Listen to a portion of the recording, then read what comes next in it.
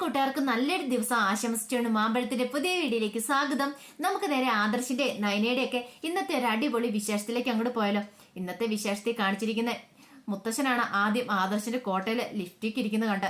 ഇത് കണ്ടതും മുത്തശ്ശൻ ചെന്ന് മുത്തശ്ശിയോട് പറയാണ്. പിന്നീട് എല്ലാവരും അറിഞ്ഞത്.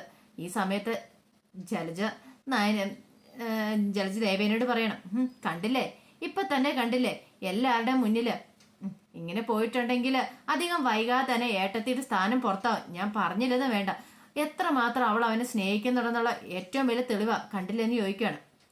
ഈ സമയത്ത് ആദർശ് ഇതൊന്നും അറിഞ്ഞില്ല. പിന്നീട് നയന പറഞ്ഞു, ആദർശേട്ടാ അതേ കോട്ടയിൽ ലിഫ്റ്റിക്കുണ്ട്, ഇതെപ്പോ സംഭവിച്ചെന്ന് ചോദിക്കണം. അത് ആദർശേട്ടാ വരുന്ന വഴിക്ക് വീഴാൻ തുടങ്ങിയപ്പം ഞാനിത് പറയാൻ ശ്രമിച്ച, പക്ഷെ ആദർശേട്ടൻ അത് കേട്ടില്ല എന്ന് പറയാണ്. ഇതിപ്പോ ആദർശ് പെട്ടെന്നൊരു ഞെട്ടലുണ്ടായി ആദർശിൽ ഇത് കേട്ട് കഴിഞ്ഞപ്പം. ആദർശ് പറഞ്ഞു, അത് മുത്തശ്ശൻ ചോദിച്ചു, അല്ല ഇതൊക്കെ സർവ്വസാധാരണോടാ, കല്യാണം കഴിഞ്ഞ് ഇത്രയും നല്ല നാളല്ലേ ആയുള്ളൂ, അത് അങ്ങനെയൊക്കെ ഉണ്ടാകുന്ന എന്ന് പറയും. ഞാനിത് പോയി വാഷ് ചെയ്തിട്ട് വരാമെന്ന് പറഞ്ഞ് ആദർശ് അങ്ങോട്ട് എഴുന്നേറ്റ് പോകണം. അപ്പം നയന പറഞ്ഞു, ഞാനും കൂടെ വരാമെന്ന് പറഞ്ഞ് ആദർശിന്റെ ഒപ്പം കൂടെ പോവാണ്. അങ്ങും വാഷ്റൂമിലേക്ക് ചെന്ന് കഴിഞ്ഞപ്പോഴത്തേനും ആദർശ് പറഞ്ഞു, നിനക്ക് നാണമുണ്ടോ, ഇതൊക്കെ എപ്പം നീ ഒപ്പിച്ചെന്ന് ചോദിക്കണം. അല്ല ആദർശേട്ടാ, ഞാൻ പറഞ്ഞല്ലോ എനിക്കൊരു അബദ്ധം പറ്റിയതാ, ഇതിനി എങ്ങനെയൊന്ന് പോവും.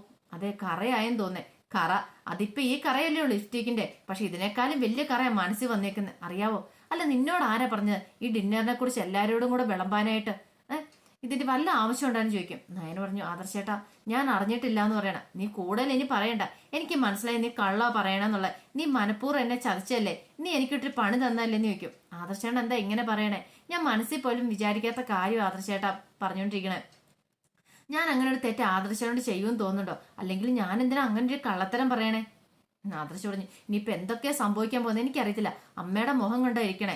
ഞാൻ അമ്മയോട് മുമ്പ് പറഞ്ഞില്ല പോലും, ഇങ്ങനെ എന്തെങ്കിലും ഡിന്നറോ സർപ്രൈസോ ആർക്കെങ്കിലും വേണ്ടി ഒരുക്കുന്ന സമയത്ത് ആദ്യം ഞാൻ അമ്മയോടാ പറയുന്നേ. അപ്പൊ അമ്മയോട് പറയാത്തതിന്റെ ഒരു വിഷമം അമ്മയുടെ മുഖത്തുണ്ട്. കുറച്ച് കഴിയുമ്പോ ഇങ്ങനെ അമ്മ അറിഞ്ഞാലോ ഞാൻ നിനക്ക് വേണ്ടിയിട്ട് അങ്ങനെ ഡിന്നർ ഒരുക്കിയതാ, അന്ന് അതോടുകൂടി തീർന്നു. ഇനിയിപ്പോ അത് മാത്രമല്ല, ഇനി ഈ ഹോട്ടലിലുള്ളവരെ ഓടേണ്ട വരും. ഇത്രയും പേർക്ക് ഡിന്നർ ഒരുക്കണ്ടേ, നമുക്ക് രണ്ടുപേർക്ക് മാത്രമാണെന്ന് പറഞ്ഞല്ലേ ഒരുക്കി വെച്ചിരുന്നു ചോദിക്കുവാണ്. നയന പറഞ്ഞു, അപ്പം എനിക്ക് എന്ത് ചെയ്യാൻ പറ്റും ആദർശേട്ടാ, ഒന്നും പറയണ്ട, മിണ്ടാതെ ഇങ്ങോട്ട് വന്നാൽ മതി എന്ന് പറഞ്ഞിട്ട് ആദർശ് അങ്ങോട്ട് പോവാണ്. ആദർശ് അങ്ങനെ പോയി സീറ്റിലേക്ക് ഇരിക്കുവാണ്. ഈ സമയത്ത് നയനയ്ക്ക് വല്ലാത്ത വിഷമമായിപ്പോയി. അപ്പോഴാണ് അനി അങ്ങോട്ട് വരുന്നത്. അനിയെ കണ്ടു കഴിഞ്ഞപ്പോഴത്തേനും പെട്ടെന്ന് തന്നെ ജാനകി ചോദിച്ചു, അല്ല നീ എന്താ ഇത്ര നേരത്തെ വന്നതെന്ന് ചോദിക്കും. മുത്തശ്ശൻ പറഞ്ഞു, ഇവനല്ലേ, ഇവൻ ആദർശിന്റെ വലം കൈയല്ലേ, അപ്പൊ പിന്നെ നേരത്തെ വന്ന് കാണുമായിരിക്കും. അല്ല ഞാനാണ് ഇവിടെ വന്ന് ഇതൊക്കെ അറേഞ്ച് ചെയ്ത് ആദർശേട്ടൻ പറഞ്ഞിട്ടെന്ന് പറയണം. ഓ അങ്ങനെ വരട്ടെ കാര്യങ്ങള്, ഇപ്പോഴല്ലേ കാര്യങ്ങൾ പിടിയെട്ടിയെന്ന് പറയണം. ഈ സമയത്ത് ജാനകി അനിയുടെ അച്ഛനോട് പറയാം, അതെ നമുക്ക് അവിടെ പോയി ഒരു ഫോട്ടോ എടുത്താളെന്ന് ചോദിക്കുവാണ്. പിന്നെ ഫോട്ടോ എടുക്കാൻ നല്ല കഥയായിപ്പോയെന്ന് പറയണം. അത് ജാനകി പറഞ്ഞു, ഇനിയിപ്പോ കുറച്ച് നാൾ കഴിയുമ്പോഴത്തേനും മോന്റെ കല്യാണം കഴിയും, ആ സമയത്ത് ഒരു കുഞ്ഞുമാവയും കൂടെ ഉണ്ടാകാൻ പോവാ, മുത്തശ്ശനും മുത്തശ്ശിയാൻ പോവാ, അപ്പോഴും റൊമാൻറ്റിക് മൂഡ് അങ്ങോട്ട് മാറിയിട്ടില്ലെന്ന് പറയും. ഈ സമയത്ത് അനിയുടെ അച്ഛൻ പറഞ്ഞു, പിന്നെ അതൊക്കെ അങ്ങനെ പെട്ടെന്ന് മാറ്റാൻ പറ്റുന്ന കാര്യമാണോ, നമുക്ക് അത്ര വയസ്സും പ്രായമൊന്നും ആയിട്ടില്ല, എത്ര പ്രായം ചെന്ന് പറഞ്ഞാലും നമ്മുടെ മനസ്സിലുള്ള ആ റൊമാൻറ്റിക് ഉണ്ടല്ലോ അതങ്ങോട്ട് പോവില്ല, അന്നെങ്കിൽ മാത്രം ജീവിതം നല്ല സുന്ദരമായിട്ട് അങ്ങോട്ട് മുന്നോട്ട് പോകാൻ പറ്റുള്ളൂ എന്ന് പറയണം. ഇത് കേട്ട് കഴിഞ്ഞപ്പോഴത്തേനും ജാനകി അങ്ങോട്ട് ചിരിക്കുവാണ്. പിന്നീട് കാണിക്കുന്ന ആദർശിന് ഇരുന്നിട്ട് ഒരു സമാധാനമില്ല, എന്ത് ചെയ്യണമെന്നറിയത്തില്ല. ദേവേനെ ഇടയ്ക്കിടയ്ക്ക് ഇങ്ങനെ നോക്കുന്നുണ്ട്. ഈ സമയത്ത് അനിയെ പതുക്കെ വിളിച്ചുകൊണ്ട് ജലജയും കൂടി മാറി നിൽക്കുവാണ്. എടാ മോനെ, ഇതുവരെ ആയിട്ടും അവൾക്കൊരു ലക്ഷണവും കാണുന്നില്ലല്ലോ. അതാമേ എനിക്കും അറിയത്തില്ലാത്തേ, അവള് നല്ല പയറുമണി പോലെ ഇരിക്കുന്നുണ്ട് കണ്ടോ, ഒരു വയറുവേനയില്ല, ഛർദിലില്ല, ഒന്നുമില്ല എന്ന് പറയണം. അല്ല ഇനി മരുന്ന് വല്ലതും മാറിയിട്ടുണ്ടോ? അങ്ങനെ ആ വഴിയില്ലല്ലോ, ഡോക്ടർ തന്ന ഗുളികയല്ലമ്മേന്ന് ചോദിക്കണം. അതൊക്കെ ശരി തന്നെ, ഒരു കാര്യം ഞാൻ പറഞ്ഞൊക്കെ ഓർമ്മയുണ്ടല്ലോ, എന്തേലും അവളുടെ ലക്ഷണം കണ്ടിട്ടുണ്ടെങ്കിൽ ആ സെക്കൻഡിൽ തന്നെ നമുക്ക് ഹോസ്പിറ്റലിലേക്ക് കൊണ്ടുപോകണം, പിന്നെ വെച്ച് താമസിപ്പിക്കില്ലെന്ന് പറയണം. ശരിയാന്ന് പറയണം. അങ്ങനെ രണ്ടുപേരും പോയി ഇരിക്കുകയാണ്. ഈ സമയത്ത് മുത്തശ്ശൻ ചോദിച്ചു, അല്ല ആദർശമാൻ പെട്ടെന്ന് എന്താ ഇങ്ങനെ ഒരു ഐഡിയ തോന്നാൻ കാരണം, ഒരു ഡിന്നർ ഒരുക്കണമെന്ന്? നമ്മുടെ കമ്പനിയിൽ കോടികളുടെ ബിസിനസ് കൊണ്ടുവന്ന നയനമോളല്ലേ, അതുകൊണ്ടായിരിക്കില്ലേ ഒരു പാർട്ടി തന്നെ ഒരുക്കിയേക്കാന്ന് വെച്ചല്ലേന്ന് ചോദിക്കുകയാണ്. ഇത് കേട്ട് കഴിഞ്ഞപ്പോഴത്തേന് ആദർശ് പറഞ്ഞു, അത് മാത്രമല്ല മുത്തശ്ശ, നമ്മുടെ വീട്ടില് ഒരു കുഞ്ഞു വരാൻ പോകുന്നല്ലേ, അപ്പൊ ആ കുഞ്ഞിന് വരാൻ പോകുന്നതിന്റെ സന്തോഷമായിട്ട് അതിനു മുമ്പ് എല്ലാവർക്കും വേണ്ടി ഡിന്നർ ഒരുക്കിയേക്കാന്ന് പറഞ്ഞ. ഇത് കേട്ടപ്പോ അഭി പറഞ്ഞു, കേട്ടില്ലേ നബിയോടായിട്ട് പറയുന്നത്, നമുക്ക് വേണ്ടിയിട്ടാണ് ഡിന്നർ ഒരുക്കിയേക്കുന്നത് ആദർശേട്ടൻ. നവ്യ ഇത് കേട്ട് ചിരിക്കുകയോ മാത്രം ചെയ്തേ, വീട്ടിലിരുന്നായിരുന്നെങ്കിൽ നിനക്ക് ഇതൊക്കെ ആഘോഷിക്കാൻ പറ്റുമായിരുന്നോ എന്ന് ചോദിക്കുന്നുണ്ട്. ഈ സമയത്ത് ജലജ പതുക്കെ ദേവേനെ എരിപുരി കയറ്റുവാണ്. കേട്ടില്ലേ പറഞ്ഞ് ഡിന്നർ ഒരുക്കുന്ന കാര്യമൊക്കെ പറഞ്ഞിട്ടുണ്ട്, അത് നവ്യയ്ക്കും അഭിക്കും വേണ്ടെന്ന് കണ്ടറിയാൻ കുറച്ച് കഴിയുമ്പോഴത്തേനും ഇനിയിപ്പോൾ ആദർശനും നയനയ്ക്കും വേണ്ടി ഒരുക്കിയിരുന്ന് അതൊരു നമ്മളെ കണ്ടു കഴിഞ്ഞപ്പോഴത്തേനും അവൻ പതുക്കെ പ്ലേറ്റ് മാറ്റിയതാണോന്ന്. പെട്ടെന്ന് ദേവേനി ജയനോട് പറയണം, അതെ എനിക്കെന്തോ ഒരു തലവേദന പോലെ തോന്നുന്നുണ്ട്, എനിക്കെന്തോ അവൻ കള്ളത്തരം കാണിച്ച പോലെയൊക്കെ ഫീൽ ചെയ്യുന്നു പറയണം. എന്താ ദേവേനി ഇത്, നല്ലൊരു ചടങ്ങ് നടക്കുന്ന സമയത്ത് നീ ഇങ്ങനെയൊക്കെയാണോ പറയണേ, നീ ഇവിടെ ഇരിക്കാൻ പറയണം. പക്ഷെ എനിക്ക് എന്തോ ഒരു പന്തികേട് തോന്നുന്നുണ്ട്. അബിക്കും നവ്യയ്ക്കും വേണ്ടിയിട്ടാണ് ഡിന്നർ എന്ന് പറഞ്ഞാലും എന്തോ അത് അവർക്ക് വേണ്ടിയിട്ടല്ല, ആദർശനും നയനിക്കും വേണ്ടിയിട്ടാണ് എനിക്ക് തോന്നുന്നത്. ആദർശമോൻ ഉള്ള കാര്യം പറഞ്ഞല്ലോ, പിന്നെ നീ എന്തിനാ അതിനകത്ത് കുത്തിത്തിരിപ്പ് ഉണ്ടാക്കുന്നത്? ഒരു നല്ല കാര്യം നടക്കുന്ന സമയത്ത് എന്തിനാ ദേവേനി നീ ചുമ്മാ ഇങ്ങനെ മനസ്സിങ്ങനെ വേദനിപ്പിക്കുന്നത്? അതിന്റെ വല്ല ആവശ്യമുണ്ടോ എന്ന് ചോദിച്ചു ചീത്ത പറയാണ്. പിന്നീട് ആദർശം ഇങ്ങനെ വിഷമിച്ച് വന്ന് അവിടെ നിന്ന് എഴുന്നേറ്റ് പോരുവാണ്. ഒരു കോണി വന്ന് നിൽക്കുന്ന സമയത്താണ് നയനെ അങ്ങോട്ട് വരുന്നത്. നയന ചോദിച്ചു, എന്താ ഇങ്ങനെ മാറി നിൽക്കുന്ന ചോദിക്കുക. മാറി നിൽക്കാതെ ഇവിടെ മനുഷ്യൻ ആകെപ്പാടെ പ്രാന്തളയിരിക്കുക. ഇപ്പൊ ആ ഹോട്ടലുകാർ കിടന്ന് ഓടേണ്ടി വരും, കാരണം ഡിന്നറിന് ഇത്ര ആൾക്കാർക്കുള്ള ഫുഡ് ഉണ്ടാക്കണ്ടേ, ഫുഡ് എത്രയും പെട്ടെന്ന് അറേഞ്ച് ചെയ്യേണ്ടതെന്ന് ചോദിക്കുകയാണ്.